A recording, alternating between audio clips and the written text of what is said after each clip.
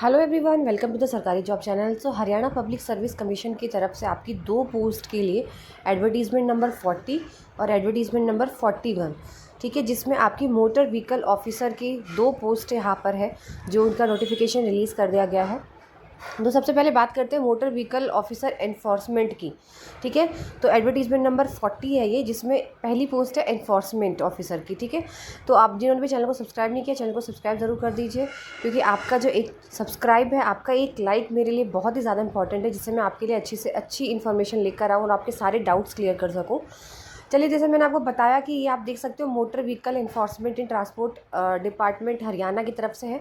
2 अगस्त से आपके फॉर्म जो है वो शुरू हो गए हैं फिलअप होना, और लास्ट डेट आपकी है 22 अगस्त। तो ज़्यादा दिन नहीं है, 20 दिन है आपके पास फिलअप करने के लिए।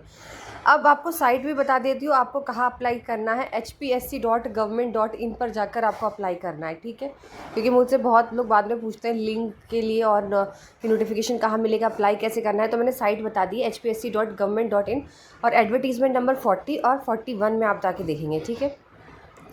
अब बात करते हैं टोटल पोस्ट की। तो जनरल में 9 पोस्ट है, SC ऑफ हरियाणा 2 पोस्ट है, BCA 1, EWS 1, टोटल पोस्ट है इसमें 13।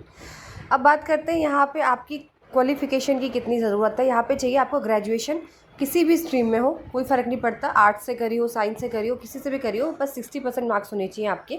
और हिंदी या संस्कृत आपके 10th क्लास में एज अ सब्जेक्ट होना चाहिए, ठीक है। मैट्रिक में या फिर हायर एजुकेशन है 12th में आपके पास हो, हिंदी और संस्कृत एक सब्जेक्ट होना चाहिए, या हिंदी या संस्कृत।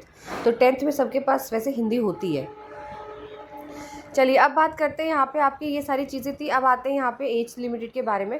तो 18 साल उम्र होनी चाहिए आपकी मिनिमम, और 42 होनी चाहिए मैक्सिमम, जिसमें शेड्यूल कास्ट ऑफ हरियाणा 5 साल का रिलैक्सेशन, बैकवर्ड क्लासेस को 5 साल का रिलैक्सेशन, डिसेबल्ड पर्सन को 5 साल का relaxation, wifes of military personnel जो है उनका 5 साल का, विडो और लीगली डिवोर्स्ड वुमेन है उनका 5 साल का रिलैक्सेशन, सेपरेटेड वुमेन 5 साल, अनमैरिड वुमेन 5 साल, ठीक है। एक्स सर्विसमैन उनके लिए दिया हुआ है, यहाँ पर लिखा हुआ है पूरा, उनको भी रिलैक्सेशन यहाँ पे दिया गया है एज के हिसाब से। उनका पर्सन जो पहले कभी कहीं काम कर रहे थे कॉन्ट्रैक्ट पे, डेली वेजेस किसी डिपार्टमेंट पे, उनको भी रिलैक्सेशन है यहाँ पर, ठीक है। तो इनकी 52 तक दे रखी है यहाँ पे। तो आपको कैटेगरी के अगर है BCAB, तो यहाँ सेंट्रल का नहीं लगेगा, स्टेट का सरकार सर्टिफिकेट आपको लगाना है। BCA में आते हैं या BCB में आते हैं, तो ये डिटेल आपको यहाँ पर मिल जाएगी, और बाकी डिटेल आप नोटिफिकेशन पढ़ सकते हो regarding your EWS, ex serviceman, OBC है तो किस तरीके का सर्टिफिकेट लगेगा। एप्लीकेशन फ़ीस की बात करूँ तो आपका जो मेल कैंडिडेट है जनरल कैटेगरी के 1000 रुपये है, और जो OBC में वगैरह में बिलोंग करते हैं उनकी भी 1000 है। मेल कैंडिडेट्स के लिए जितने भी कैटेगरी के हैं सब 1000 रुपये है। फीमेल कैंडिडेट जनरल कैटेगरी की हो या फिर बैकवर्ड की हो या अदर स्टेट की, उनकी 250 रुपये फ़ीस है।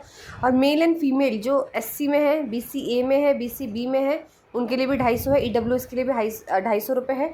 और जो पर्सन PH वाले कैंडिडेट्स हैं, डिसेबिलिटी वाले, उनके लिए कोई भी फ़ीस यहाँ पर नहीं है, ठीक है। अब हम बात करते हैं दूसरी कैटेगरी की, जहाँ पे दूसरी कैटेगरी में आपको कौन सा पोस्ट मिलेगा, तो आप उसका नोटिफिकेशन देख लेते हैं।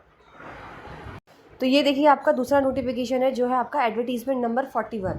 तो यहाँ पे आपको क्या है, यहाँ पे आपको देखना है कि मोटर व्हीकल ट्रांसपोर्ट, यहाँ पे ट्रांसपोर्ट की जो वैकेंसीज़ है वो थी एनफोर्समेंट की, ठीक है। यहाँ पे आपकी जनरल की 13 वैकेंसीज़ है, EWS की 2 है, SC की 4 है, BCA की 3 है, BCB की 1 है, टोटल 23 वैकेंसीज़ है यहाँ पे। तो सेम एप्लीकेशन फॉर्म है पर 2 वैकेंसीज़ है इसके अंदर, ठीक है। पहला मैं आपको बता चुकी हूँ, ये एडवर्टीज़मेंट नंबर 41 है। इसमें क्या होता है, इसमें आपको एक्सपीरियंस चाहिए इस वाली में आपको, ठीक है। तो अब बात करते हैं, यहाँ पे सेम चीज़ वही है, सारी चीज़ें सेम है। 22 तारीख से आपके 2 तारीख से आपके स्टार्ट हो गए फॉर्म, 22 तारीख लास्ट डेट है, बस एलिजिबिलिटी चेंज है यहाँ पर थोड़ी सी, तो वो आपके साथ डिस्कस कर देते हैं यहाँ पे। तो अगर मैं बात करूँ, यहाँ पे बैचलर डिग्री होनी चाहिए आपके पास मैकेनिकल और ऑटोमोबाइल इंजीनियरिंग। तो जिन्होंने भी ऑटोमोबाइल इंजीनियरिंग या मैकेनिकल से अपना BTech करा हुआ है वो ही अप्लाई करेंगे। साथ ही साथ उनको चाहिए 1 साल का एक्सपीरियंस, और उनको थोड़ा बहुत आना चाहिए हैवी गुड व्हीकल्स को, मतलब किस तरीके से हैंडल करना है, रिपेयरिंग वगैरह ये सब भी चीज़ें आनी चाहिए। तो वर्किंग एक्सपीरियंस 1 साल का चाहिए आपको, ठीक है। साथ में आपको लाइसेंस चाहिए, ड्राइविंग लाइसेंस चाहिए आपको। आपको लाइट मोटर व्हीकल का और मोटर हाई मतलब हैवी वाला और लाइट वाला दोनों का।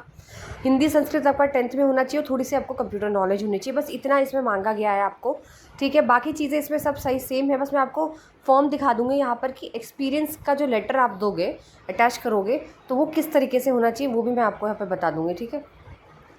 तो सेम चीज़ यही 18 से 42 है, सबको रिलैक्सेशन मिलेगा जो मैंने उसमें बताया है फर्स्ट वाले में, सेम रिलैक्सेशन इसमें भी है, बस क्वालिफ़िकेशन इसमें थोड़ी सी अलग हो गई है आपकी।